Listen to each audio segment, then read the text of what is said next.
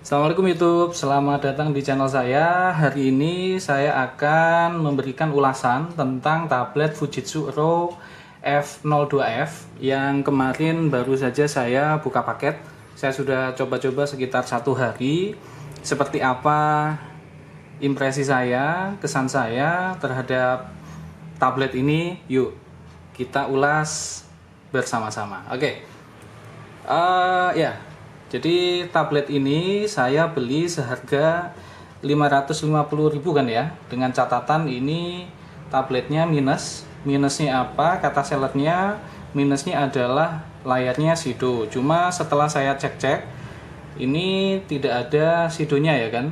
Cuma minusnya justru ada di sektor baterai. Jadi hari ini kita awali dengan ulasan tentang kelemahannya dulu ya, baru nanti kelebihan dan beberapa fitur ya. Jadi karena layar IPS sendiri ini sebenarnya tidak bisa shadow ya, karena yang bisa shadow setahu saya itu hanya Super AMOLED. Kalaupun IPS itu ada shadow seperti LG G4 atau LG V10 itu karena masalah hardware, mungkin prosesornya yang terlalu panas sehingga membekas di LCD. Nah, sedangkan untuk yang tablet ini sebenarnya saya perhatikan ada beberapa jenis ya yang seharga 550 kan ya.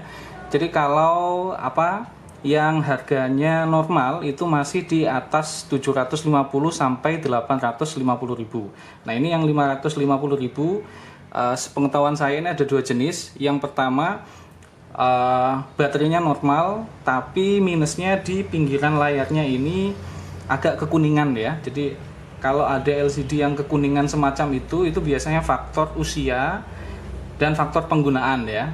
Kalau itu sih saya pikir cukup wajar ya, karena tablet ini rilis Desember 2013, jadi sudah 5 tahunan.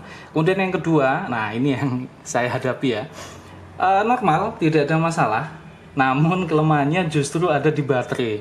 Jadi baterainya ini kan tidak sampai boros yang drop begitu ya. Cuma kalau indikator baterainya itu sudah 30%, ini saya install sendiri ya, karena di pengaturannya saya cari-cari kemarin tidak ketemu untuk menampilkan persentase. Jadi kalau sudah 30%, baterainya akan memaksa untuk men-shutdown. Jadi tidak langsung drop kemudian shutdown gitu ya, tapi ada peringatan kalau baterainya sudah low, kemudian diminta segera men-charge. Kalau tidak men-charge, otomatis dia akan men-shutdown. Nah, itu kelemahan pertama dari tablet ini. Kemudian ini karena bekas, jadi kondisinya beda-beda kan. Tablet Fujitsu Ro F02F ini yang saya dapatkan, OS-nya masih mentok di Jelly Bean. Nah, kalau agan-agan perhatikan di beberapa reviewer lain itu ada yang dapat OS KitKat. Nah, cuma yang saya dapatkan ini OS-nya masih Jelly Bean. Saya tidak tahu nanti kalau di update manual apakah bisa, cuma saya tidak terlalu suka ya biasanya yang seperti itu, jadi bawaan saja. Kemarin saya sudah cek di pengaturan, saya pakai kartu dan tidak pakai kartu, kemudian saya cek update softwarenya, masih belum saya temukan. Jadi masih mentok di Jelly Bean ya, unit yang saya dapatkan ini. Kemudian kelemahan yang kedua kan, pengecasannya lama sekali. Jadi baterainya ini sebenarnya realnya punya kapasitas 9600 mAh, cukup besar ya. Namun sayangnya untuk yang tipe ini, Fujitsu Ro Tab F02F ini belum mendukung quick charge. Jadi kemarin itu saya sudah cas charger pakai bawaan Pocophone yang sudah support quick charge 3. Namun durasi pengecasannya ini sangat lama sekali kan, 4 jam lebih ya. Jadi saya tinggal tidur gitu ya sambil saya matikan. Kemudian Nah, yang ketiga mungkin itu ya, OS-nya mentok di Jelly Bean ya, yang unit saya ya, atau kalaupun bisa di trik ya, mentoknya di KitKat. Nah, karena ini masih Jelly Bean, maka banyak aplikasi yang tidak support ya. Salah satunya adalah PUBG. Jadi PUBG di tab yang saya dapatkan ini tidak support. Nah, ini kita lihat ya, kita tulis PUBG.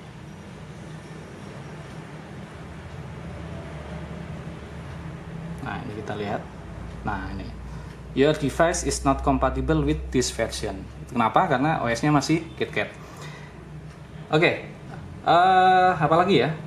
Itu kelemahan ya, saya pikir ya. Ya kalau dibandingkan harganya yang hanya 550, mungkin saya pikir ya cukup worth it lah ya.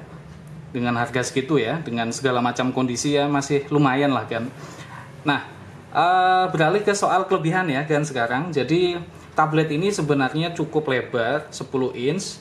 Kemudian kalau agan-agan perhatikan, ini sebenarnya tab ini punya kembaran. Bentuknya sama persis ya, seperti ini. Cuma beda di beberapa sektor ya. Mungkin di video buka paket sudah saya singgung, ini saya ulas sedikit ya. Jadi kembaran tablet ini adalah Fujitsu Aero Tab F03G.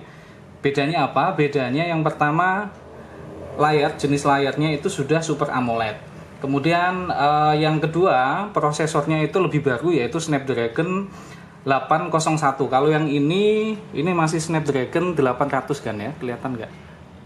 Nah ini ya, ini masih Snapdragon 800. Nah berikutnya lagi bedanya adalah kalau yang di sini punya fitur IPX5, ini tahan debu ya.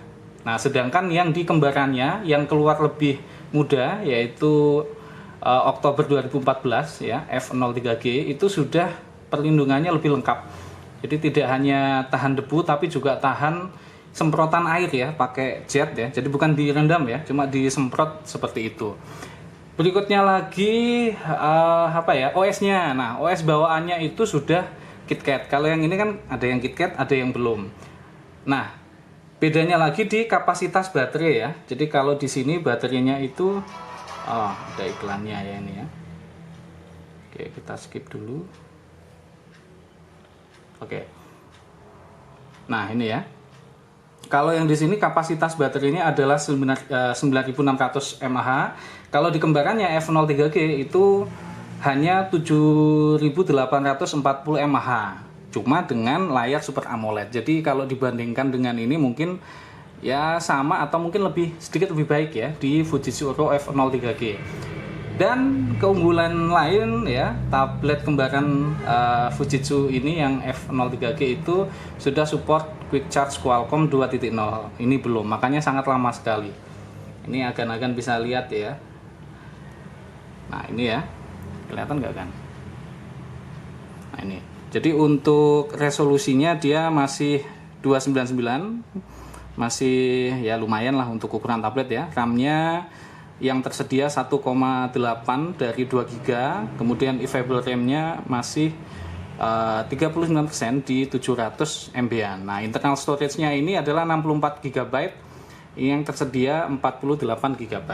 Nah, kemarin saya sempat install Antutu kan. Jadi Antutu saya kebetulan punya file yang agak lama ya, file Antutu lama. Nah, ini saya tes dan berhasil. Jadi saya kemarin itu sudah bisa mengambil skor Antutu. Nah ini ya, skor Antutunya adalah 28 ribuan. Ya untuk ukuran tablet ya lumayan lah itu ya. Oke itu kan. Kemudian yang berikutnya kita coba untuk speakernya. Jadi speakernya ini ada embel-embel Dolby. Kita lihat apakah memang betul-betul seperti itu. Ini ada video bawaan.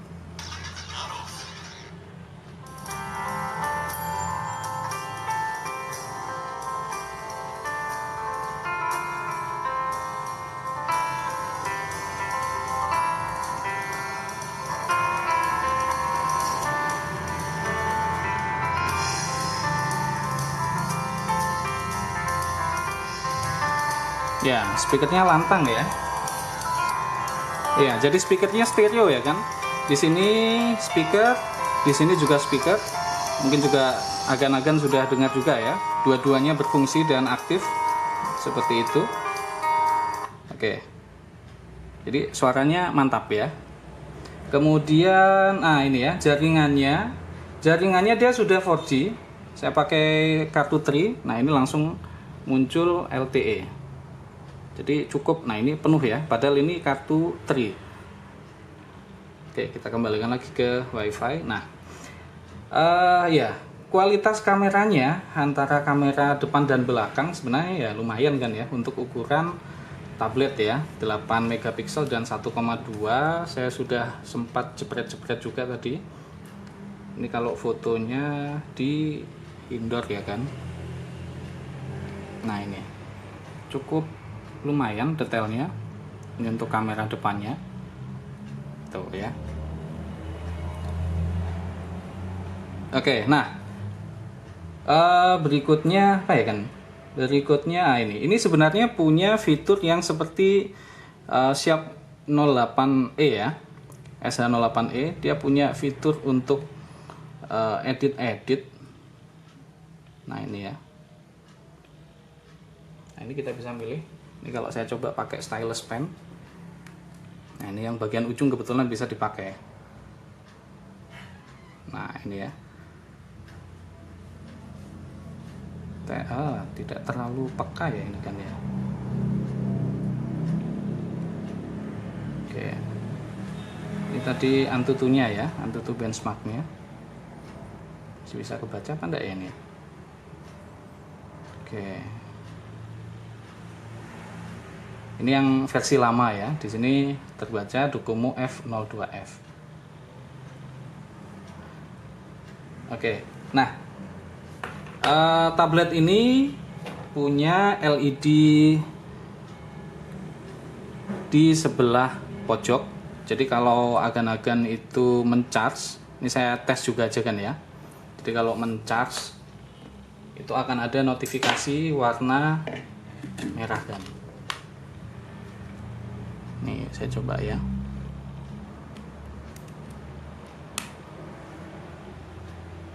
Nah ini ya. Ada LED notifikasi ketika pengisian warna merah. Ya, kartunya itu berjenis micro USB kan ya. Jadi bukan nano. Itu letaknya ada di sebelah mana ya kemarin ya? Ya, sebelah sini. Nah, ini ada slot, cuma nanti saja. Saya takut restart ini. Biasanya kalau ditarik kartunya restart ya. Ini bentuknya slot seperti HP Sony ya. Oke kan? Ya kita tes juga fitur OTG-nya ya. Kira-kira support OTG apa tidak? Ini saya sudah bawa juga OTG, flash disk OTG. Kita lihat.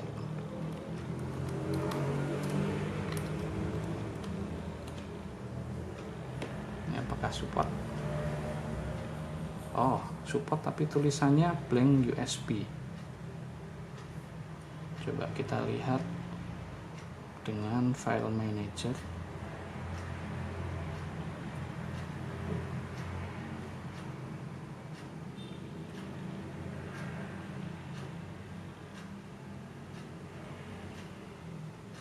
Oh, kemana ya tadi ya? Ini tadi detect tapi tidak terbaca kemudian. Ini terbaca ya, cuma mungkin tidak kompatibel dengan flash disk saya ya ini ya. Ini ada tulisannya blank USB storage. Ini punya saya flash disk OTG 16 GB. Kalau dia bisa detek semacam itu sih biasanya juga support kalau disambungkan dengan keyboard ya kan. Tuh. Oke, selanjutnya kita coba untuk bermain game. Jadi ini saya sudah install beberapa game yang kompatibel. Nah ini kalau ada agan-agan yang tanya kan kalau diinstal KineMaster support nggak? Nah untuk Jelly Bean ternyata support. Nah, ini bisa dipakai untuk menggunakan KineMaster di tablet ini. Cuma ya itu tadi kan ya. Kalau akan dapat kondisi yang baterainya normal mungkin tidak masalah ngedit dengan KineMaster di sini. Tapi kalau dengan kondisi tablet yang saya dapatkan seperti ini yang baterainya agak drop. Nah ini malah mengkhawatirkan, nanti agan-agan sudah mengedit lama ternyata tinggal 30% kemudian men-shutdown, hasilnya menjadi berantakan ya editingnya. Oke, sebelum lanjut ke tes game, ini sekedar ulasan juga. Ini sebenarnya sudah punya fingerprint kan ya. Ini kalau kita lihat pada fitur security-nya ini lengkap sebenarnya. Jadi tidak hanya fingerprint, tapi juga sudah ada face recognition. Nah ini ya, sudah ada fingerprint juga. Ini kalau dicoba. Cuma anehnya, ketika saya sudah mendaftarkan fingerprint, kemudian saya coba untuk melock, kemudian membuka dengan fingerprint, ini sama saja. Jadi seperti tidak ada bedanya antara menggunakan fingerprint dan tidak. Berikutnya yang face unlock juga begitu ya, bisa terbaca, bisa menyimpan muka kita, tapi begitu ketika saya coba untuk gunakan fitur face recognition untuk unlock, ini juga sama saja kan ya, gagal dan tidak ada bedanya ya ketika saya gunakan face recognition atau tidak. Tuh, jadi banyak. Untuk bahasa ini hanya bahasa Inggris dan Jepang. Ya, ini bloatware-nya juga agak banyak ya kan. Nah, ini masih banyak bloatware bawaan. Ini masih utuh, belum saya papakan ya. Oke, kita lanjutkan yang tes game. Ini untuk Mobile Legends kelihatannya lancar ya. Jadi kemarin saya sempat coba sebentar. Untuk Mobile Legends-nya lumayan lancar. Dan cukup puas ya kalau melihat dan bermain game di tablet 10 inch. Nah, ini suaranya juga bagus ya, nah, sudah stereo, jadi mantap kalau untuk main Mobile Legends kan ya. Kita tunggu, masih loading.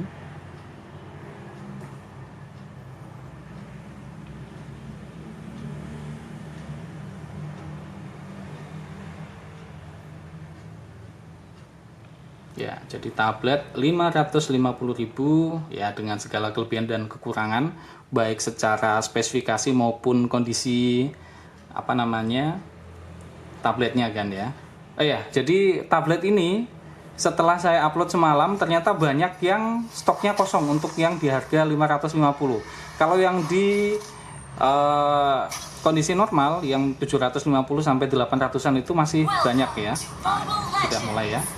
Welcome to Mobile Legends. Kita coba.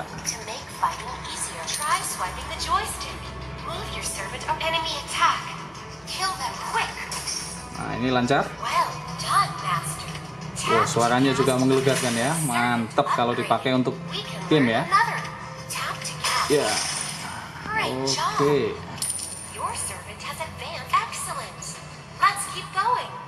Oke, suaranya jernih.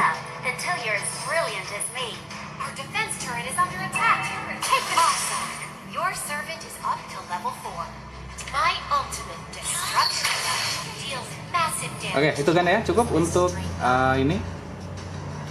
Kita lanjutkan ke Angry Bird. Ini game ringan. Ini Angry Bird 2.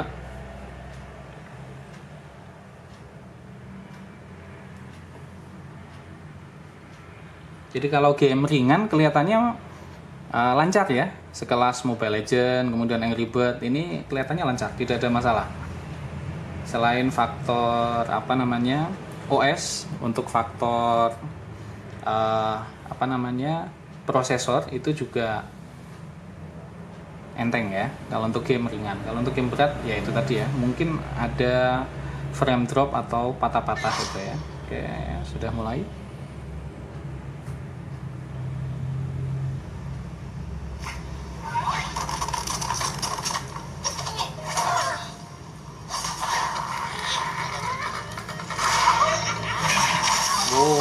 Suara ledakannya mantap kan.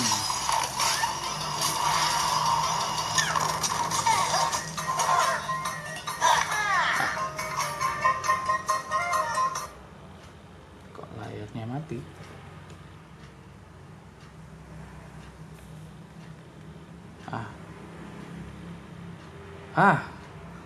Tiba-tiba layarnya mati kan.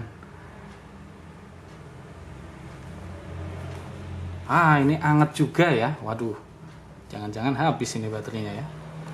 Di sekitar sini anget ya. Oke, saya cek dulu kan ya, apakah baterainya habis karena drop atau bagaimana. Oke, kita lanjut. Oke kan, saya lanjutkan lagi. Jadi tadi tiba-tiba waktu saya gunakan untuk bermain Angry Bird, ini langsung mati ya tabletnya ya. Kemudian saya pikir itu slip atau bagaimana. Saya coba untuk tekan tombol powernya, ternyata nyala. Setelah nyala, persentase baterainya masih tetap di angka 79%. Jadi mungkin tidak kuat karena tadi hangat kemudian langsung tiba-tiba blank mati ya. Nah, ini saya tidak berani melanjutkan untuk game selanjutnya karena ini mungkin beda-beda ya kondisinya kan. Di saya ini kebetulan mungkin kalau untuk bermain game berat ini tidak cocok ya. Kalau grafisnya naik kemudian suhunya juga naik, mungkin tablet ini kewalahan sehingga langsung kemudian drop mati ya, seperti itu tadi. Iya, itu saja kan ya mungkin ulasan dari saya mengenai tablet Fujitsu F02F yang saya beli seharga 550.000. Minusnya itu tadi ya kan, yang paling kentara adalah yang pertama baterainya ya masih untung ya, karena saya perhatikan juga ada yang 5 menit digunakan langsung mati ya. Ini saya coba kemarin 30% baru ada perintah shutdown. Kemudian OS-nya yang saya dapatkan ini juga masih OS Jelly Bean. Nah, kalau menurut agan-agan sendiri bagaimana? Tablet seharga 550.000 dengan kondisi seperti itu kan, apakah ini worth it atau tidak? Tulis di kolom komentar kan ya. Dan jangan lupa kalau subscribe itu gratis kan. Oke kan, mungkin itu ulasan saya untuk tablet Fujitsu atau Tab F02F. Kita ketemu lagi di video selanjutnya. Terima kasih sudah menonton. Bye bye kan. Assalamualaikum.